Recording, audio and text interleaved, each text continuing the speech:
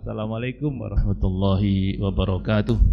Innal hamdalillah nahmaduhu wa nasta'inuhu wa nastaghfiruh wa na'udzu billahi min syururi anfusina wa min sayyiati a'malina. May yahdihillahu fala mudhillalah wa may yudlil fala hadiyalah. Asyhadu an la ilaha illallah wa asyhadu anna Muhammadan abduhu wa rasuluh. Allahumma shalli ala Muhammad wa ala ali Muhammad. Yang kami hormati Bapak Kiai Haji Abdus Samad Bukhari, Ketua Umum Majelis Ulama Indonesia Jawa Timur. Yang saya hormati pengurus takmir Masjid Al-Hikmah, pengurus Lembaga Pendidikan Islam Al-Hikmah, para jamaah Masjid Al-Hikmah, para guru-guru, karyawan dan mahasiswa dari Sekolah Tinggi Keguruan dan Ilmu Pendidikan Al-Hikmah, karyawan-karyawan Al-Hikmah, Bapak Ibu hadirin rahimakumullah. Bagaimana situasi kaum muslimin di Indonesia, khususnya di Jawa Timur? Lalu bagaimana kita sebagai generasi muda, utamanya mahasiswa, harus bersikap agar kesatuan dan persatuan umat ini betul-betul menjadi real. Insya Allah kita mohon pada Pak Yai untuk bagaimana membina kita, memaknai ukhuwah Islamiyah dan menjadikan ukhuwah Islamiyah sebagai kekuatan kita. Beliau adalah Imam Besar Masjid Nasional Al-Akbar dan terpilih sebagai Ketua Majelis Ulama Indonesia Jawa Timur pada Musda ke-7 tahun 2015-2020. Ya, jadi sampai tahun 2020. Mudah-mudahan kehadiran beliau di majelis ini akan membawa pencerahan pada kita semua. Kepada Bapak Yai Samad Bukhari dipersilakan. Kita beri waktu beliau 3/4 jam, kemudian 1/4 jamnya untuk tanya jawab. Silakan Pak Yai. Assalamualaikum warahmatullahi wabarakatuh.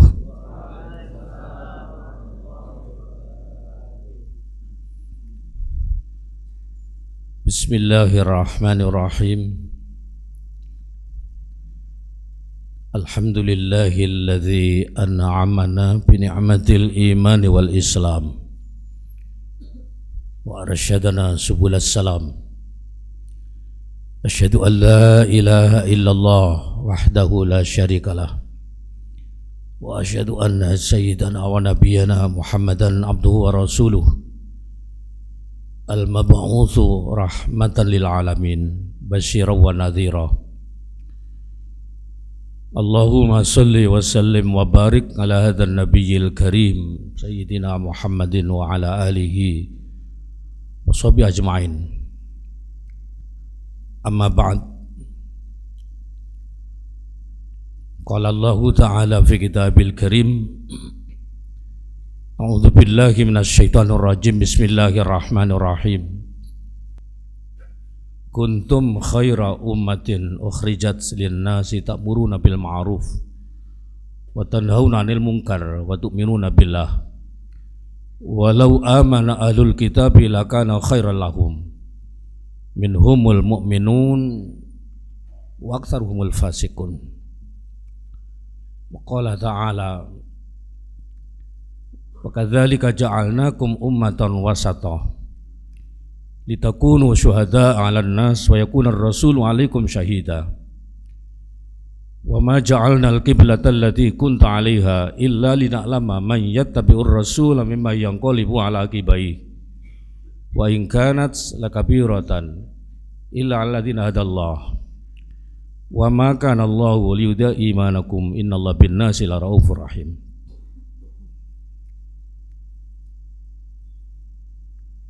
Wa qala Rasulullah sallallahu alaihi Ibni Abbas yudfa an umrika fasayatika zamanun katsirun khutabahu qalilun ulama'u katsirun su'alu qalilun mu'amtuh al-hawa qaidul ilmi.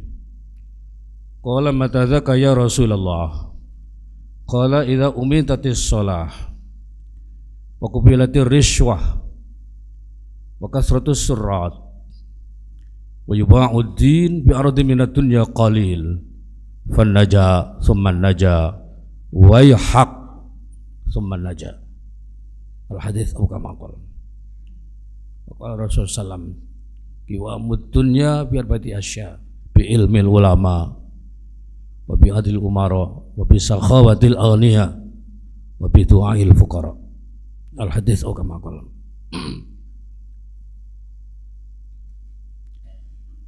Hadratal Mukarramin, para ulama, para zu'ama, para pinispuh, ya, para ustadz, ya, dan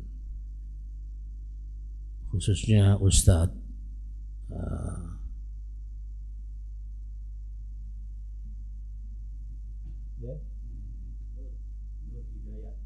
teman kita Ustadz Nur Hidayat, ya,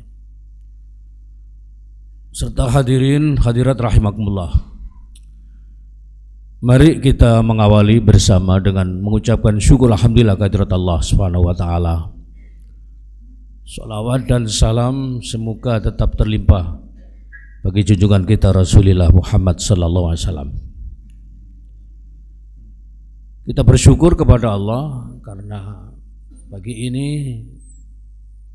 kita bisa hadir di Masjid Al-Hikmah, komplek pendidikan Al-Hikmah ini, dalam rangka kita mengadakan gerakan salat subuh.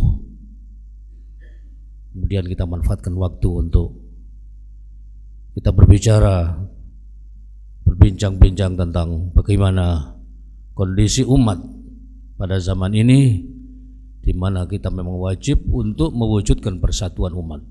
Sebagaimana tadi tema yang disampaikan, yaitu memperkuat, ya, perkuat ukhuwah Islamiyah untuk kesatuan umat. Hadirin hadirat rahimakumullah. Baiklah, sedikit tadi disinggung, diperkenalkan saya sebagai orang Majelis Ulama.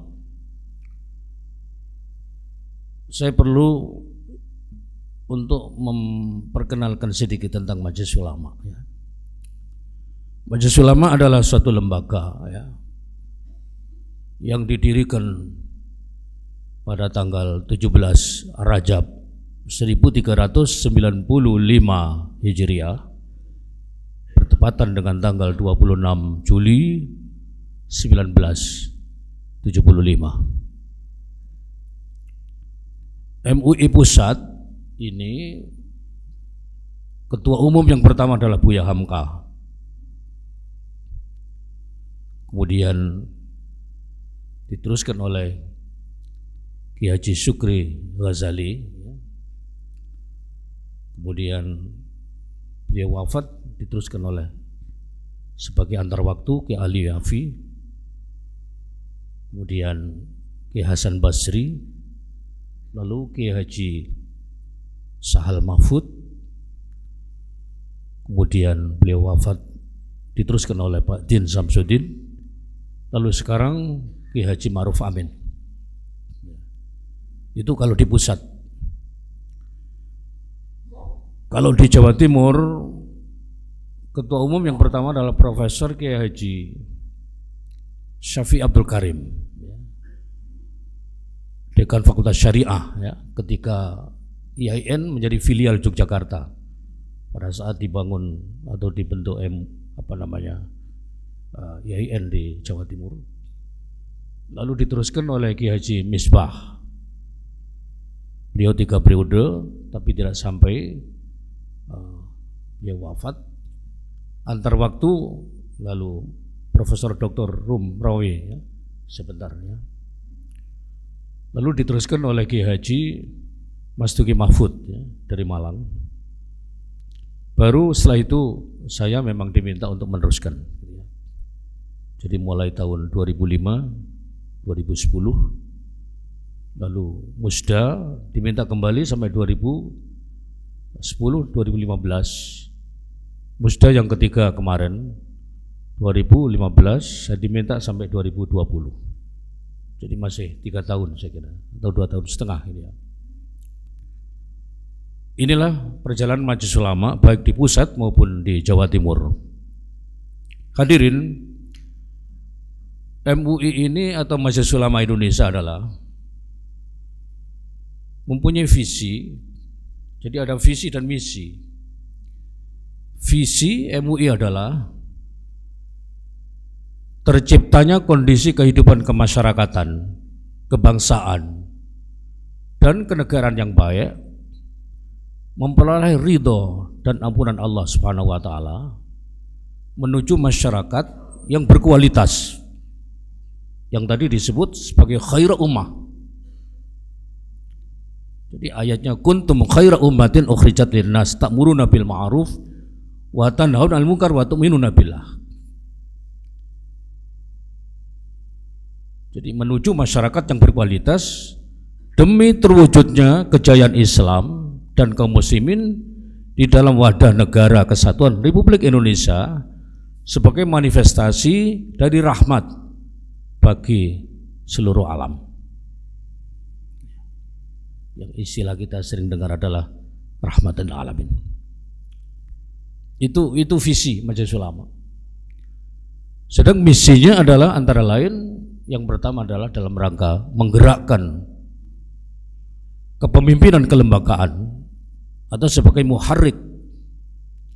Yang kedua adalah membangun ukhuwah Islamiyah. Dan ketiga adalah dakwah amar ma'ruf nahi mungkar. Saya kira visi misi Majelis Ulama ini sudah merupakan gambaran bahwa MUI memang selalu mengajak adanya persatuan umat di negeri Republik Indonesia ini. Alhamdulillah pagi ini saya bisa hadir di dalam majelis yang terhormat ini. Mudah-mudahan cita-cita kita membangun ukhuwah Islamiyah untuk memperkuat persatuan menjadi berhasil di negeri ini. Amin. Hadirin hadirat rahimakumullah.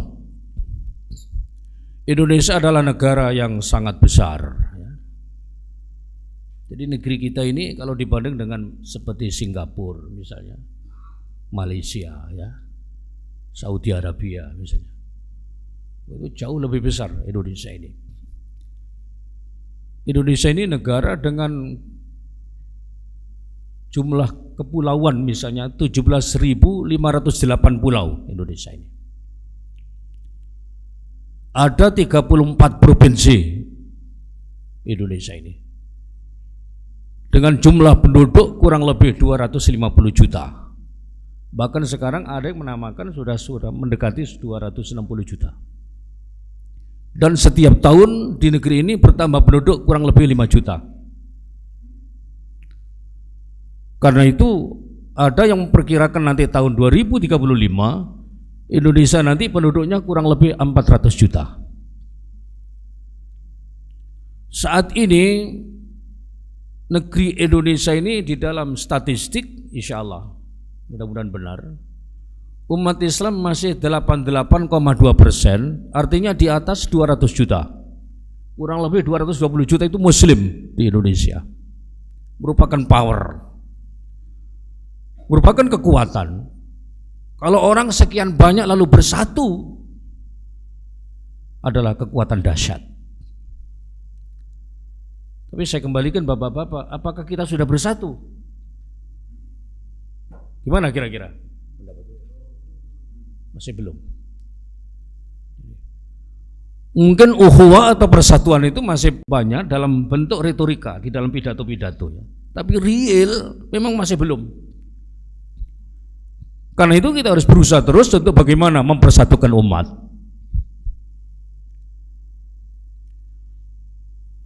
Hadirin hadirat, saya masih bicara Indonesia sebagai negara kita.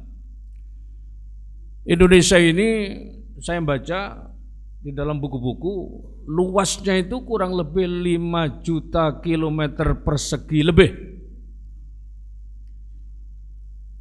Lebih luas laut daripada daratan Indonesia ini. Lautnya lebih dari 3 kalau tadi saya katakan 5.000 ya, 5.000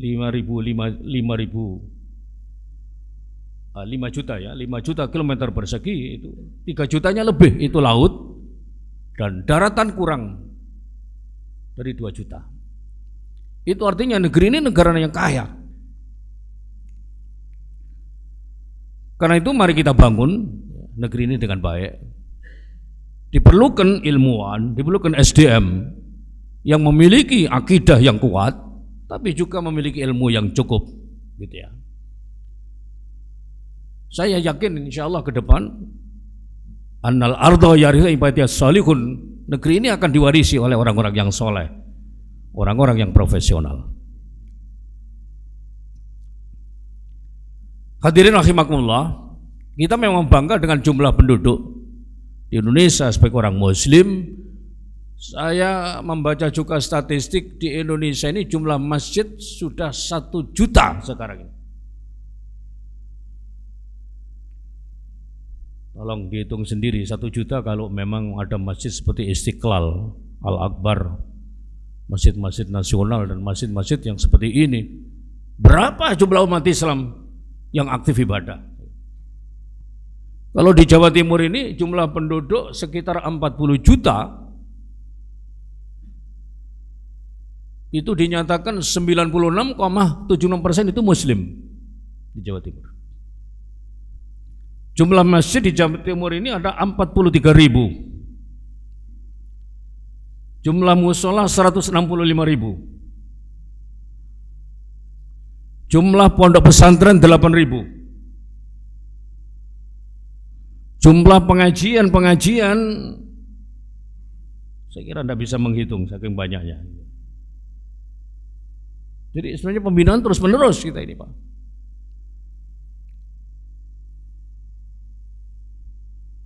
Sekolahan seperti ini Al-Hikmah ya, saya kenal ini, dengan saya sering lewat di sini sebagai lembaga yang patut dibanggakan.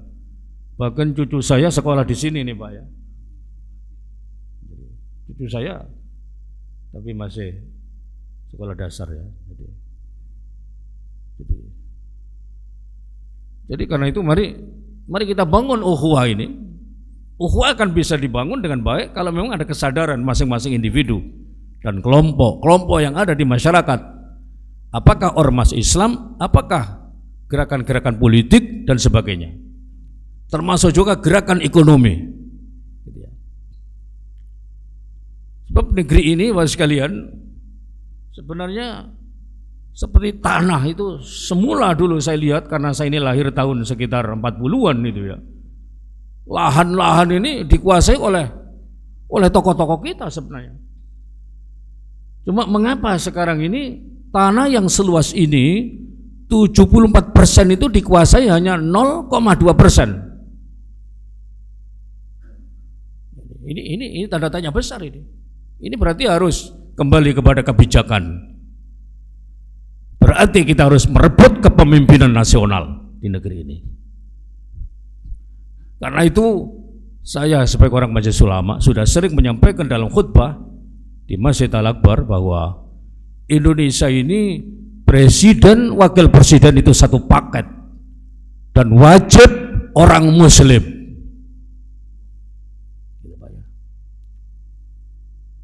Kita perlu memang memproses, masa tidak ada ini di antara tokoh-tokoh itu yang pantas menjadi pemimpin.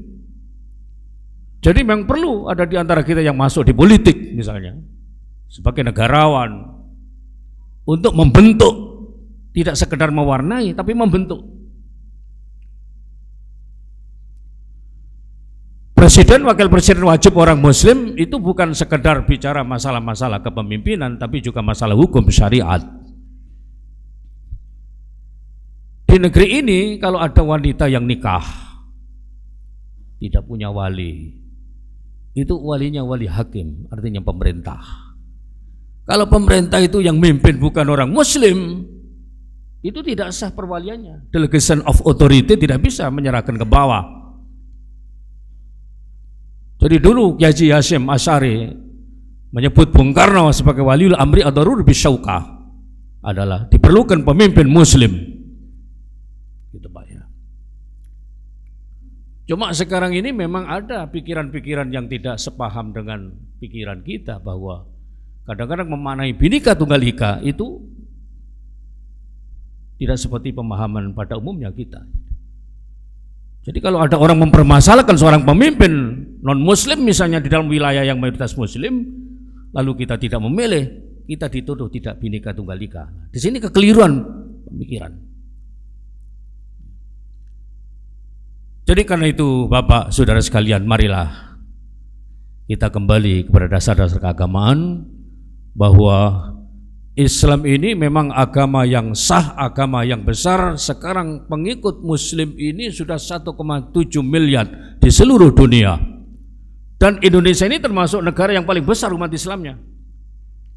Saya kalau melihat di Singapura misalnya, di sana sekitar 5 juta penduduk mungkin ya, itu Islam hanya 350.000. Yang dulu orang Melayu menguasai Singapura, tapi sekarang dalam perkembangan tersisih. Dan itu Indonesia mungkin suatu saat bisa terjadi itu. Seperti Jakarta misalnya. Jakarta itu kalau reklamasi itu dibiarkan laut, lalu diorok, lalu dibangun dengan bangunan-bangunan mewah, itu penghuninya bukan saudara-saudara, saya kira itu, yang banyak orang luar. Saya mendapatkan informasi dari seorang tokoh bahwa kalau itu berhasil, Jakarta itu nanti dibangun, reklamasi itu akan mampu menampung orang sebanyak 25 juta. Kalau Indonesia ini dibikin 4 tempat saja sudah 100 juta itu nanti. Kalau mereka tidak sepaham di dalam mengangkat pemimpin, mungkin saja orang luar bisa menjadi warga negara dengan 2 model warga negara, bisa ikut pemilu misalnya. Jadi karena itu bicara ukhuwah Islamiyah tidak sekedar kita bicara bagaimana kita membangun kerukunan intern kita, tapi juga ekonomi. Jadi masalah kita adalah masalah dakwah Islamiyah, masalah tarbiyah Islamiyah. Jadi saya ulangi, masalah ukhuwah Islamiyah, masalah tarbiyah Islamiyah, masalah iktisadiyah Islamiyah. Jadi ada masalah ekonomi, masalah sia-sia Islamiyah, perpolitikan, dan juga harakah-harakah dan gerakan-gerakan yang menuju kepada kemakmuran, khususnya bagi umat Islam. Karena itu kami doakan mudah-mudahan alumni Al-Hikmah nanti akan menjadi tokoh-tokoh di berbagai lini. Ya, saya yakin nanti suatu saat ada yang jadi menteri, ya, bahkan jadi presiden, insya Allah. Hadirin, tentang kemiskinan di negeri ini masih banyak ya. Kurang lebih masih 30 juta. Itu kalau di bawah garis kemiskinan.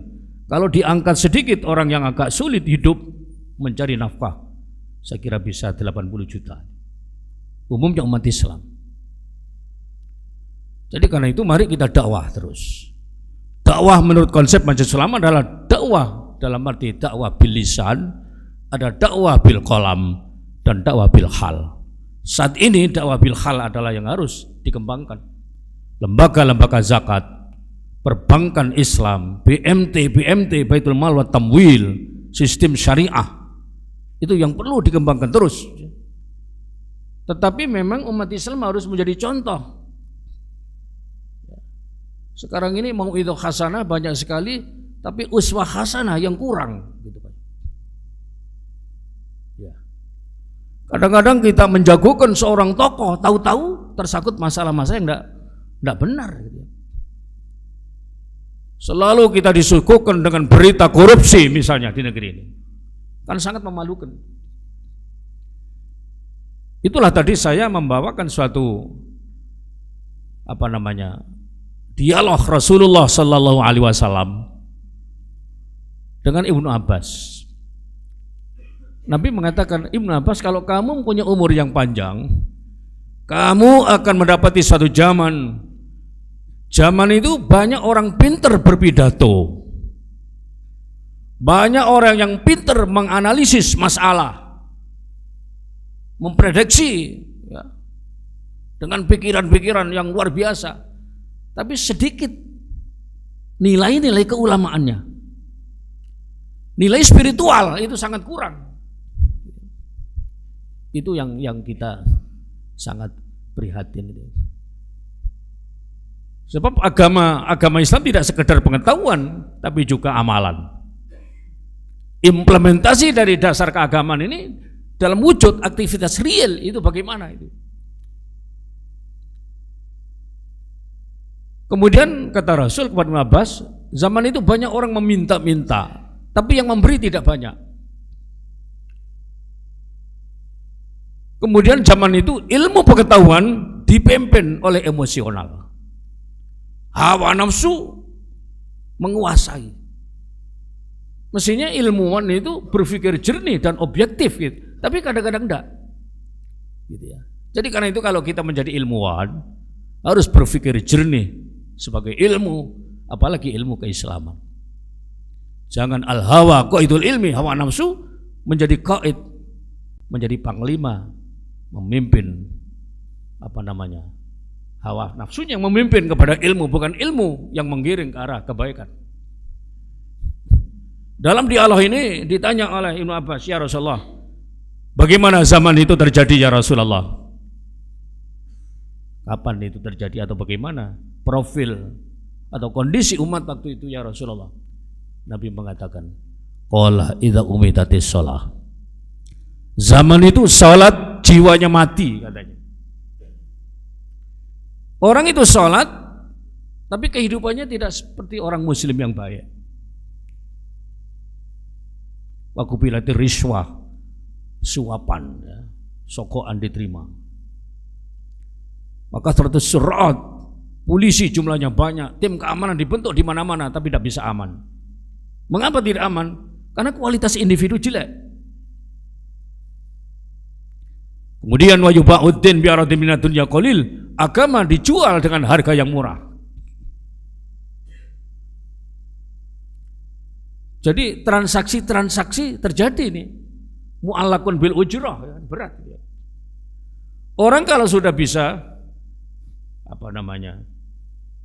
kalau sekarang guyonannya itu NPWP itu apa? NP itu nomor piro ya. WP itu wani piro. Kalau budaya ini menjadi melanda di tengah masyarakat, wah, bagaimana? Kalau itu menyerang terhadap virus ini menyerang pada umat Islam kan berat. Itulah lalu kalau ada masalah yang bersifat nasional, misalnya, kita tidak bisa bersatu. Ini penyakit, saudara sekalian. Ini terjadi ini. Sehingga lalu Al-Quran dimaknai sebagai pemaknaan yang jangan sampai bisa menggusur kepada dirinya. Sehingga ketika terjadi yang dinamakan ayat 51 Al-Maidah, begitu bervariasi orang berpendapat, padahal ayat itu sangat jelas maknanya. Ya ayyuhalladzina amanu la tattakhidul yahuda wa nasara auliya ba'dhum auliya ba'd wa may yatawallahu minkum fa innahu minhum. Gitu ya. Saya kira ayat ini tidak terlalu sulit untuk dimaknai. Auliya itu adalah mengandung makna yang mustarak, banyak makna. Bisa juga teman dekat, bisa juga penolong, bisa juga pelindung, tapi juga pemimpin. Coba saudara lihat ini ya, terjemah Kementerian Agama dulu ketika dipimpin koordinatornya Prof. Sunaryo, maknanya pemimpin itu, kata-kata aulia itu. Tapi sekarang ini lalu menjadi teman setia, teman dekat. Jadi ada perubahan di situ, ada redaksi yang berubah gitu ya. Ini perlu diteliti kembali, diusulkan untuk dikembalikan seperti itu, walaupun tafsirnya juga memang lebih-lebih menjadi pemimpin. Jadi karena itu, kalau kita memang perkuat ukhuwah Islamiyah, memang mari kita perkuat dalam arti pergaulan sehari-hari, muasyarah bil ma'ruf, tapi juga dalam segi-segi yang lain, misalnya di dalam bagaimana masalah-masalah menyangkut perekonomian, bagaimana perpolitikan, bagaimana lembaga-lembaga Islam yang kita bangun ini betul-betul bisa mencetak kader-kader yang berkualifikasi, memiliki pemahaman Islam yang benar, yang kafah. Bab masuk Islam itu udkhulu fis silmi kafah itu tidak sekedar kita sholat 5 waktu dengan baik. Lebih daripada itu adalah praktek di dalam kehidupan. Yang sampai sekarang ini seperti sistem perbankan Islam masih jauh kalah dengan konvensional. Baru 5% saya kira negeri ini, karena itu perlu digalakkan terus. Dan kami orang Majelis Ulama telah menerbitkan suatu buku bersama dengan teman-teman untuk bagaimana khutbah-khutbah lebih mendorong kepada perkembangan ekonomi Islam. Hadirin hadirat rahimakumullah ya.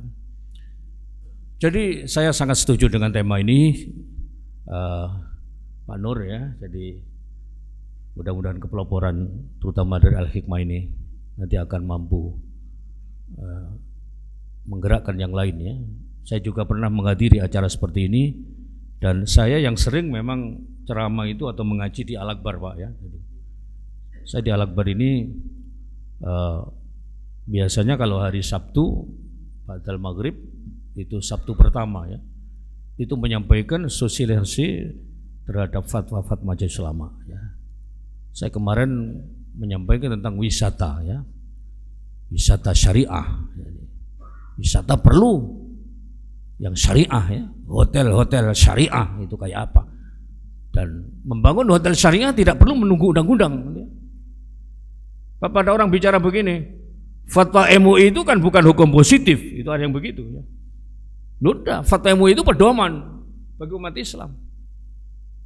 Dan syariah itu banyak yang tidak menjadi undang-undang. Sholat 5 waktu ini enggak ada undang-undangnya saudara ya. Apakah kalau tidak ada undang-undang dalam arti hukum positif lalu tidak sholat? Jadi karena itu kalau kita ingin membangun ukhuwah Islam yang baik dan memiliki kesepahaman, mari kita bangun akidah Islamiyah yang benar, yang baik, dan syariah Islamiyah. Al-Islamu aqidatun wa syariah. Gitu Pak ya. Dan kita telah dicontohkan ya di dalam syariat Islam ini atau di dalam rukun Islam itu sudah jelas itu Pak ya. Ada 5 rukun Islam itu. Pertama syahadat. Syahadat itu fondasi. Kemudian sholat adalah wujud daripada bangunan hubungan manusia dengan Allah secara vertikal. Sedang zakat ada aspek sosial. Di samping kebaktian pada Allah, zakat itu ada aspek sosial. Zakat di Indonesia ini kalau betul-betul bisa terkumpul itu bisa 212 triliun.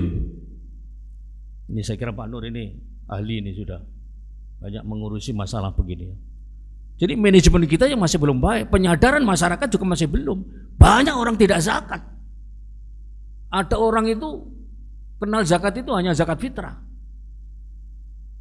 Ya, zakat fitrah 2,5 kilo atau 3 kilo ya, tidak terlalu berat lah. Kan ada zakat profesi itu. Ada orang menjadi dokter misalnya ya, semalam dapat uang 10 juta ya, misalnya. Jadi ini perlu dipahamkan kepada masyarakat, para pejabat misalnya, para konglomerat ya. Kemudian puasa, saya kira kita maklum puasa itu adalah rukun Islam dalam rangka membina akhlak, membina supaya punya prinsip-prinsip, punya akhlak yang luhur ya. Tapi haji di sini adalah merupakan hubungan internasional. Jadi rukun Islam itu sudah begitu urutnya begitu ya dalam rangka membangun tatanan masyarakat. Sekarang sedang ramai tentang dana haji yang 93 triliun. Bagaimana kalau itu untuk membangun infrastruktur? Itu sedang dibicarakan sekarang. Kami dari Majelis Ulama memberikan pendapat bahwa infrastruktur secara hukum boleh, tapi harus menyentuh terutama kepada orang yang menginvestasikan dana itu dan memang kembali kepada umat Islam. Jadi tu'khadhu min aghniyahim wa turaddu ila fuqaraihim. Jadi ini perlu memang, dan itu perlu pembicaraan dengan tokoh-tokoh yang memang mereka ikut menentukan keputusan.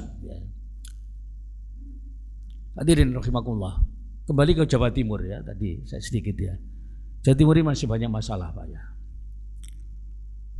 Di Jawa Timur ini masih ada 153.000 janda. Berapa? 153.000 janda. Dan ini diurus ini Pak, terutama yang tua-tua ya. Kalau yang muda masih banyak yang apa Pak Nur ya. Masih ada yang mau. Berarti anak yatim bisa lipat. Kalau mereka punya anak 2 sudah berapa?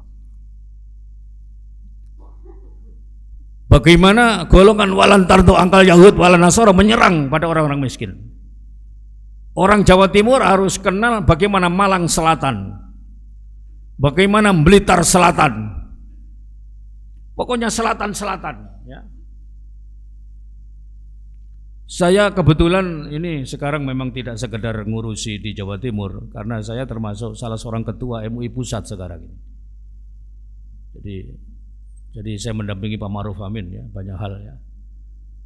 Dan keputusan kemarin saya mengadakan pertemuan tingkat nasional di Tangerang, di pondoknya di pertemuan oleh Ustadz Yusuf Mansur ya, di Tangerang, Banten ya. Dan di Taman Mini 2 kali ya. Sekarang sudah ada pedoman dakwah itu MUI telah membuat sekarang. Tinggal diedarkan nanti bagaimana dakwah yang memang betul-betul bisa membentuk terhadap masyarakat, punya pandangan yang bagus. Dan MUI memang berusaha untuk bagaimana dakwah wasatiyah, Islam wasatiyah menjadi wasit. Jadi wa kadzalika ja'alnakum ummatan wasata, umat yang menjadi wasit, litakunu syuhada 'alan nas, agar kalian bisa menjadi saksi 'alan nas terhadap persoalan problematika hidup di tengah-tengah masyarakat. Wa yakuna rasul 'alaikum syahida, rasul juga menjadi saksi atas kamu sekalian. Jadi kita tidak boleh Pak a priori dengan kondisi yang dia ada di masyarakat, kita harus tahu Surabaya ini ada apa. Itulah kami alhamdulillah dari Majelis Ulama pada tahun 2010 itu mengajukan kepada gubernur, karena Jawa Timur ini mempunyai semboyan terwujudnya Jawa Timur makmur berakhlak mulia dalam kerangka NKRI APBD untuk rakyat. Saya diundang oleh Gubernur AAL waktu itu menyampaikan semboyan ini sangat bagus, tetapi tidak bagusnya adalah Jawa Timur ini prostitusi, perzinaan terbesar seluruh Asia Tenggara. Waktu itu di Surabaya WTS ada 9.000 waktu itu, yang disebut dengan doli terutama waktu itu. Tapi sekarang sudah ditutup. Alhamdulillah Jawa Timur ini ada 47 titik tempat maksiat. Kalau seluruh Indonesia ada 187 titik, itu yang di Jawa Timur ada 47 titik. Kami menyampaikan di dalam forum terbuka waktu itu, lalu direspon oleh forum pimpinan daerah. Tidak lama lalu Bapak Gubernur membuat edaran pada Bupati Wali Kota Jawa Timur agar secara persuasif pendekatan-pendekatan yang sifatnya pendidikan edukatif lalu ditutup dengan mereka dientas dari lembah kehitaman itu. 6 tahun berhasil Pak. Dan sekarang setelah berhasil banyak orang mengklaim paling berjasa gitu ya. Dan itu adalah merupakan usulan Majelis Ulama dan direspon oleh pemerintah, dianggarkan lewat APBD ya. Kemudian berhasil lah. Begitu. Jadi ini Masya Allah ya, di negara Pancasila ini luar biasa ya. Sebenarnya ke Pancasila itu kalau dimaknai yang benar adalah tidak seperti ini ya. Jadi karena itu sekarang orang nafsirkan Pancasila juga beda-beda itu ya. Jadi karena itu Bapak sekalian, ini kurang berapa menit ini Pak? 3/4 menit lagi. Mungkin sedikit dialog nanti ya. Saya kebetulan memang agak flu.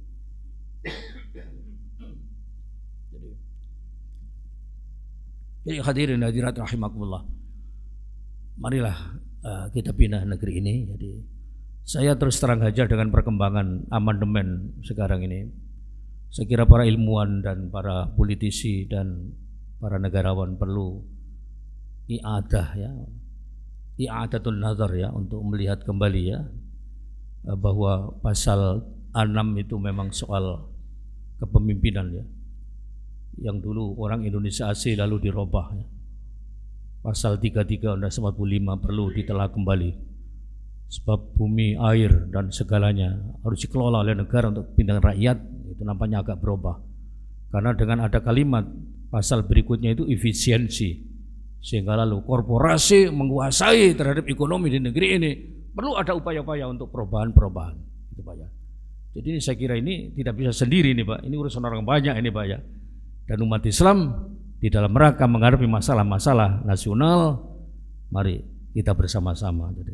Jadi gini, kalau urusan akidah Pak ya, kita harus benar-benar tidak ada yang beda. Tapi kalau furu'iyah memang kita setuju dengan perbedaan Pak. Dalam Islam ini furu'iyah kadang-kadang menjadi masalah rame seperti usuliyah gitu ya. Jadi saya kira perbedaan tidak bisa dielakkan. Umat Islam itu ada kalangan, terutama di Indonesia ini ada dua organisasi besar, Nahdlatul Ulama dengan Muhammadiyah ini. Dua organisasi ini kalau betul-betul menyatu lahir batin saya kira sudah power itu Pak ya. Jadi la ghalabata illa bil quwwah wa la quwwata illa bil ittihad wa la ittihada illa bil fadail wa la fadla bil din. Tidak ada namanya kemenangan, kesuksesan kecuali dengan power, kekuatan. Dan kekuatan itu tidak mungkin terwujud kecuali dengan ittihad, dengan bersatu. Barang berat kalau diangkat bersama mesti ringan gitu Pak. Walat yahada ila bil fadail, tidak ada namanya persatuan kecuali menegakkan prinsip-prinsip keutamaan. Jadi kita bisa mengklasifikasi mana yang utama, mana yang penting, mana yang tidak penting. Sekarang ini banyak orang barang tidak penting lalu dianggap sangat penting gitu ya. Kadang-kadang ngomong keliru, apalagi pemimpin. Pemimpin di Jakarta ngomong tidak begitu penting, diomongkan, masuk dilansir oleh koran, oleh berita, apalagi sekarang ada hoak gitu ya, berita-berita palsu yang juga siapa yang bikin tidak tahu kadang-kadang. Kadang-kadang dia mengantam dirinya sendiri tapi yang bikin dia sendiri, lalu ujung-ujungnya untuk menyudutkan umat Islam. Nah, ini yang berat. La ghalabata illa bil quwwah wa la quwwata illa bil ittihad wa la ittihada illa bil fadail wa la fadla illa bidin. Tidak ada orang bisa memilah-milah mana yang fadail kecuali kembali kepada dasar-dasar keagamaan. Negara kita adalah mayoritas orang muslim, tentunya orang Islam harus banyak berinisiatif melakukan hal-hal yang manfaat demi kejayaan umat Islam, dan tentunya juga negara otomatis kalau umat Islam itu bersatu dan baik, semua ekonominya baik, maka negara akan menjadi baik. Saya kira ini beberapa hal yang saya ingin sampaikan, mudah-mudahan sedikit banyak bisa memberikan bahan pemikiran bersama. Baik, alhamdulillah alamin Pak Yai, kita sehingga Pak Yai bisa punya waktu longgar untuk menjawab. Silakan Mas. Namanya dari mana? Assalamualaikum warahmatullahi wabarakatuh. Waalaikumsalam. Terima kasih atas kesempatan yang diberikan. Kami ingin bertanya dua hal kepada Pak Kiai. Yang namanya. Ortio Rizky Pratama, Ustaz, dari mahasiswa STKI Balikma. Pertanyaan yang pertama adalah, selain masalah furu'iyah, apakah ada hal-hal lain yang menyebabkan umat Islam sekarang ini masih belum bisa bersatu berdasarkan tinjauan dari MUI? Itu yang pertama. Dan yang kedua, saya juga ingin tahu dari Pak Kiai, apa penyebab utama hukum MUI itu masih belum menjadi undang-undang? Kira-kira kami ingin mengetahui keadaan realitas penghalang-penghalang yang menyebabkan hukum itu tidak menjadi undang-undang. Demikian, terima kasih. Assalamualaikum warahmatullahi wabarakatuh. Jadi begini, misalnya saudara ya, kasus Jakarta gitu saja Pak ya, sudah jelas masalah kepemimpinan. Bagaimana suara umat Islam? Ada seorang tokoh yang juga paham Al-Quran, punya pendapat yang sangat berbeda, jauh sekali. Berarti soal akidah. Ini real ini ya. Jadi, dan mereka merasa tidak malu untuk seperti itu, gitu ya. Seharusnya kalau umat Islam betul-betul bersatu, mestinya sama, pendapatnya sama. Karena itu kalau saya boleh mensitir sedikit ucapan Cak Nun ya, Ainun Najib ya, Sekarang ini bagaimana partai itu ngomongnya soto, jual soto, tapi akhirnya rawon gitu. Itu kan itu tidak mengucapkan kalimat yang tapi soal begitu. Jadi pengumumannya dengan realnya itu tidak sama gitu. Soto ya. Barang ada orang beli rawon. Ini kan tidak cocok ini. Rawon. Akhirnya pecel semua itu. Jadi itu akidah. Kalau furu'iyah itu memang tidak bisa, Pak. Karena itu kita ini perlu belajar, Pak ya. Saya ingin sarankan ya. Orang muslim apalagi sarjana perlu belajar Al-Qur'an dengan baik. Al-Qur'an itu tidak sekedar ya yang bacanya harus baik ya, ngerti bagaimana itu cara baca yang benar ya. Tapi juga penafsiran makna yang benar kayak apa. Lah tafsir itu banyak, Pak. Mulai periode mutaqaddimin, mutakhirin sampai periode baru. Saya punya koleksi tafsir itu banyak itu di rumah itu. Kadang-kadang kalau ada kesempatan kita buka ya. Ya. Tafsir dipelajari mendalam, tapi tidak cukup belajar hadis. Al-Qur'an itu ada yang bersifat am ayatnya, ada yang mentaksis. Nafsirkan Quran dengan Quran dan Quran dengan hadis. Hadis jumlahnya sangat banyak. Bahkan orang mengaku Islam tidak mau hadis Bukhari Muslim ada. Ada kelompok yang tidak mau tapi enakan diri Muslim. Gitu ya. Jadi perlu belajar Quran dengan baik, dengan tafsirnya, belajar hadis dengan baik, penjelasannya, syarah-syarahnya, tapi juga belajar fikih. Jangan belajar fikih tok tapi tidak ngerti Quran. Kalau fikih tok lalu jadi liberal itu nanti. Negeri ini yang bikin masalah itu orang liberal itu, Pak. Perkawinan beda agama tidak ada masalah karena Islam itu universal. Misalnya gitu. LGBT tidak apa-apa gitu. Tapi itu adalah pembawaan. Wah, ya, pendapatnya itu aneh-aneh, saking pinter ya tadi bingung dewek. Belajar fikih itu tidak usah Quran dan hadis, jadi liberal. Tapi Quran itu tidak tahu dengan yang lain. Jadi perlu ngerti tasawuf. Baca Ihya Ulumuddin. Gitu, Pak. Jadi imbang ini pengetahuan kita ini. Penghalusan budi bagaimana. Sebab kadang-kadang begini, Pak, orang pidato saja kadang-kadang kalau tidak biasa datang di situ tidak ngerti. Kira-kira ngedoli pidato kok kene sing enak ya apa? Itu enggak ngerti, Pak. Misalnya orang ceramah di Blitar Selatan yang orangnya memang yang masih sangat awam terhadap agama. Yang dibahas itu teknologi tinggi tentang langit misalnya apa. Ya bagus-bagus saja, tapi kalau ilqoknya tidak pas itu juga membingungkan. Apalagi kalau merubah hukum. Sehingga orang menafsirkan ayat wala tankihul musyrikati hatta yu'minna wala amatun mu'minatun khairan musyrikati walau ajabatkum wala tankihul musyrikina hatta yu'minu wala abdun mu'minun khairan musyrikati walau ajabakum ulaika yad'una ilan nar dan seterusnya ayat itu. Itu saja kalau orang baca tafsir. Bagaimana orang-orang ahlul kitab itu masuk musyrikat atau tidak? Ada pandangan apa hanya min abdadil ausan? Apakah juga kalau orang berpendapat bukan Allah sebagai Tuhan apa tidak musyrik? Sehingga pendapat banyak ya. Nah, jadi kalau akidah itu perlu, Pak, satu kita ini. Kalau kita ingin membangun kesatuan, akidah harus sama. Itu banyak. Tapi kalau furu'iyah saya kira ya biarlah, kalau tidak mau ya tidak ikut gitu saja sudahlah. Tidak usah ditampilkan sebab sekarang ada hate speech itu tidak boleh itu ya. Mengujar kebencian itu kena sekarang. Karena itu di Jawa Timur ada peraturan gubernur nomor 55 tahun 2012. Pembinaan kegiatan keagamaan dan pengawasan aliran sesat. Dan itu mengacu dalam pasal 4 adalah 10 item yang dibuat oleh Majelis Ulama itu diadopsi oleh pemerintah. Memang itu semula adalah tawaran konsep dari Majelis Ulama. Ya baik, yang betul. Satu saja ya, satu di belakangnya. Monggo. Ustaz.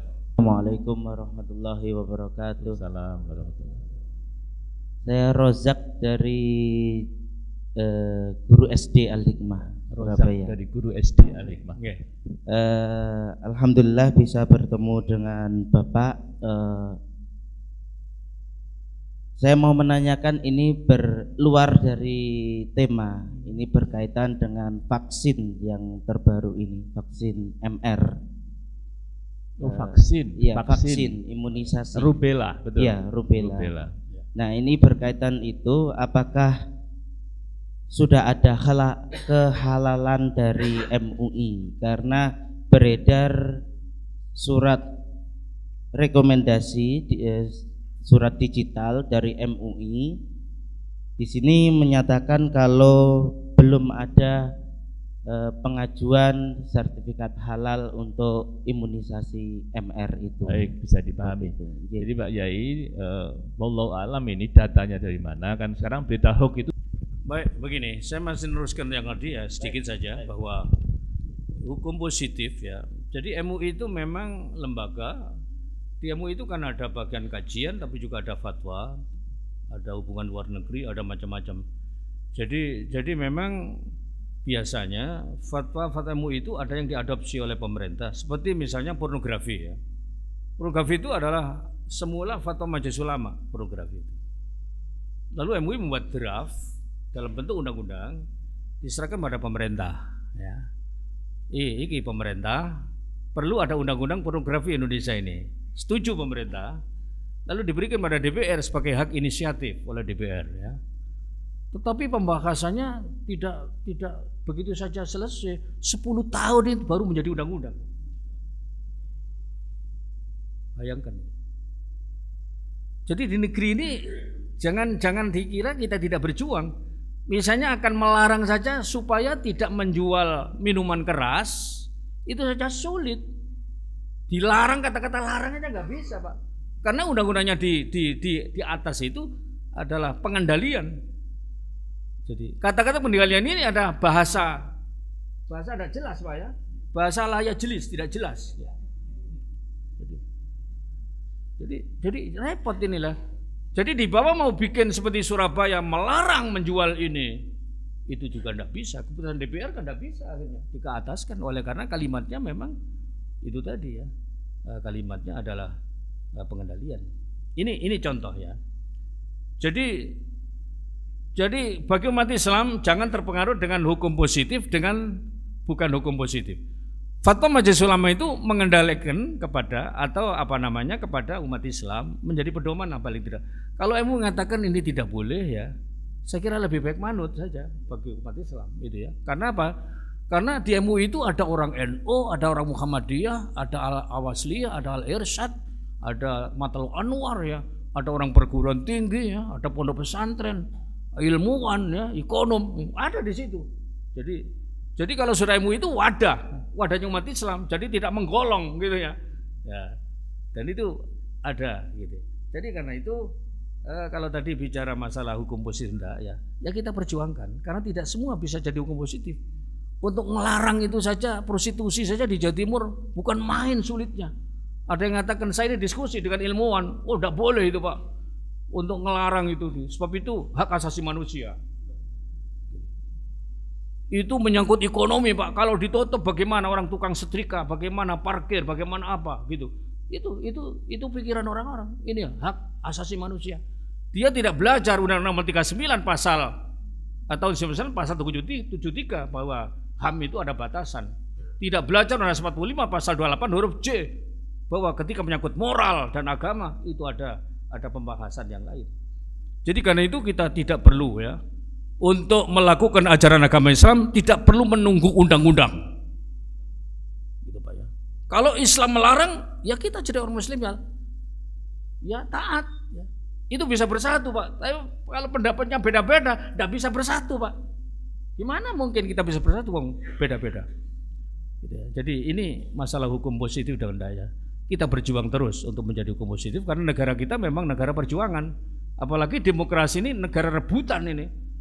Negara demokrasi itu kalau individunya tidak menjadi orang yang dewasa berpikir keislaman, bisa kalah Pak. Yang besar ini. Jadi ini problem dan sekarang digiring itu memang giring gitu. Jadi karena itu kita harus pandai-pandailah di dalam kehidupan berbangsa negara. Jangan sampai kita juga keliru menghadapi masalah sekarang, karena orang yang benar kadang-kadang bisa salah karena keliru ngomong atau apa gitu ya. Nah, kaitannya dengan vaksinasi begini. Majelis Ulama mengeluarkan fatwa tentang imunisasi. Jadi imunisasi itu memang mubah, boleh, jadi tidak dilarang. Gitu ya. Lah cuma begini masalahnya ya, negara itu kan kalau bicara negara kan ya orang banyak, ada pemimpin gitu ya. Lah cuma pandangannya juga nggak sama, gitu ya. Jadi fatwa MUI imunisasi vaksin itu perlu dan boleh, karena memang di Indonesia ini anak-anak kita 34 juta sekarang ini. Kalau tidak divaksinasi dengan imunisasi itu, taruhlah MR itu ya, itu akan menjadi nanti suatu saat kena rubella atau apa, itu bahaya. Nah, di dalam Islam ada hukum azimah dan hukum rukhsah ya. Hukum azimah adalah hukum pokok, rukhsah itu dispensasi. Ya. Hukum pokok jelas, tapi rukhsah itu adalah dispensasi. Kadang-kadang kalau dalam kondisi darurat atau lil hajah, walaupun itu barang yang tidak boleh, itu bisa boleh. Ada hukum darurat, cuma darurat ini kan tidak boleh selalu darurat gitu loh Pak ya. Sayangnya di negeri ini daruratnya terlalu lama. Dan itu terjadi ketika vaksin meningitis ya, meningitis ketika orang mau haji gitu Pak ya. Itu kalau tidak disuntik meningitis tidak bisa berangkat. Saudi tidak mau menerima jamaah. Padahal waktu itu ada enzim babi. Jadi orang sebelum haji kena babi dulu. Ya. Nah, tapi kalau dipertimbangkan, MUI ditanya bagaimana? Kalau ini lil hajah ya darurat, sudahlah darurat. Ya, boleh. Tapi MUI tetap pemerintah wajib mencarikan bahan yang besok jangan lagi ada enzim. Itu MUI mencari, ketemu di Italia itu Pak ya, yang meningitis itu. MUI selalu berusaha Pak untuk memaksimalkan ini. Lah cuma kejujuran orang, apakah yang dulu bahan ini dinyatakan ada enzim itu masih dipakai apa dibuang? Kan itu masalahnya ya. Jadi orang lagi-lagi kejujuran Pak. Dan kejujuran itu adalah salah satu ciri orang takwa. Itu ayat laisal birra itu, sodaku wa ilaikahum takut itu ya. Nah, kaitannya dengan ini juga begitu. Artinya imunisasi vaksin itu boleh menurut Majelis Ulama. Tapi pemerintah juga disarankan agar perlu ada sertifikasi halal dulu. Tapi oleh karena ini mendesak sudah dilakukan saja gitu ya. Jadi karena itu sekarang komisi ketua yang membidangi masalah LPPOM sudah menyatakan kepada Kementerian Kesehatan agar segera untuk diteliti itu bahan itu apakah memang halal apakah tidak. Jadi MUI memberikan fatwa itu kebolehan Pak. Jadi kebolehan vaksin dan imunisasi. Nah tentang bahan memang disarankan harus halal. Tapi bagaimana kalau bahan itu belum halal? Nah, belum ada sertifikat, memang belum diurus sekarang ini. Nah, sekarang dalam proses. Kalau memang diurus ternyata ada enzim, ya harus diganti dengan bahan yang lain. Oh ini. Nah, untuk menaklukkan orang supaya mau itu juga lama gitu Pak. Jadi itulah yang jadi masalah. Jadi antara darurat dengan tidak darurat, rukhsah dengan azimah tadi itu, tapi ya begini, lagi-lagi adalah harus ada kemauan bersama. Sebab yang jadi pejabat juga orang Muslim Pak, sama saja itu. Jadi di Indonesia itu repot memang. Jangan dengan begitu, orang yang jadi germo itu Muslim. Di Surabaya ini germo itu Muslim. Ya. Malah ketika mau ditutup itu istighosah itu. Supaya tidak ditutup. Jadi gitu. Jadi sampean tidak perlu tanya saya hukumnya gimana, dalam arti vaksinasinya atau imunisasinya itu boleh. Lah bahannya harus ada kemauan antara ulama dengan pemerintah, mesti harus begini. Harus ukhuwah gitu Pak ya. Kalau ukhuwah belum bisa memang ya repot. Gini mententeng harus gini. Ya masih belum bisa sekarang ini. Sekarang masih darurat ya. Darurat terus ya. Tapi ini masih belum jelas. Tapi saya kira kalau memang inilah dipercepatlah itu ya kejelasan terhadap bahan yang dipakai itu. Tapi kalau imunisasi sangat penting Pak, sebab ini memang untuk menyelamatkan generasi kita. Jangan sampai generasi kita ini lalu menjadi lemah. Kita tidak boleh Pak membiarkan anak kita lalu lemah akibat karena kita tidak mengatur kesehatannya. Baik, bisa diakhiri dengan doa sekalian ya. Oh, doa. Cukup ya? Dapat. Baiklah, saya kira itu Bapak Ibu sekalian, mudah-mudahan berkenan pertemuan ini. Saya ingin dengan husnudzon kita ingin supaya bersatu umat Islam ya, baik itu di dalam gerakan-gerakan dakwah maupun gerakan-gerakan politik, termasuk juga gerakan-gerakan ekonomi dan gerakan-gerakan yang lain. Mari kita membaca Ummul Quran Al-Fatihah. Bismillahirrahmanirrahim. Shiratal ladzina an'amta 'alaihim. Bismillahirrahmanirrahim. Hamdan syakirin, hamdan na'imin, hamdan yuafi ni'amah yukafi mazidah. Ya Rabbana lakal hamdu wa lakal syukru kama yanbaghi li jalali wajhikal karim wa 'azimi sultanik. Allahumma salli Muhammadin salatan tunjina biha min jamil ahwali wal afat. Taqdi lana biha jami'al hajat wa tahhiruna biha min jami'is sayyi'at. Tarfa'una biha 'ala darajat wa tuballighuna asal ayat min jami'il khairati fil hayat wa ba'dal mamat. Rabbana la tu'akhidna in nasina akhtana. Rabbana wa la tahmil 'alaina isran kama hamaltahu 'alal ladzina min qablina. Rabbana wa la tuhammilna ma la taqata lana bih. Wa'fu 'anna waghfir lana warhamna anta maulana fansurna 'alal kafirin. Rabbana la tuzigh qulubana ba'da idh hadaitana wa hab lana min ladunka rahmah innaka antal wahhab. Rabbana hab lana min azwajina wa dhurriyyatina qurrata a'yun waj'alna lil muttaqina imama. Allahumma ja'alna wa auladana min ahli ilmi wa ahli khair wa la taj'alna wa iyyahum min al-dhair. Rabbana innaka jami'un nas la raiba fi innallaha la yukhliful mi'ad. Mutawwil umurana wa katsir arzaqana wa hassin a'malana wa tsabbit imanana wa nawwir qulubana. Rabbana ighfir lana wa liwalidina wa limasyayikhina wa li jami'il muslimin wal muslimat al ahya minhum wal amwat.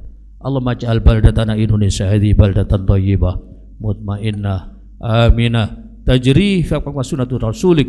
Rabbana atina fid dunya hasanah wa fil akhirati hasanah wa qina adzabannar. Walhamdulillahirabbil alamin.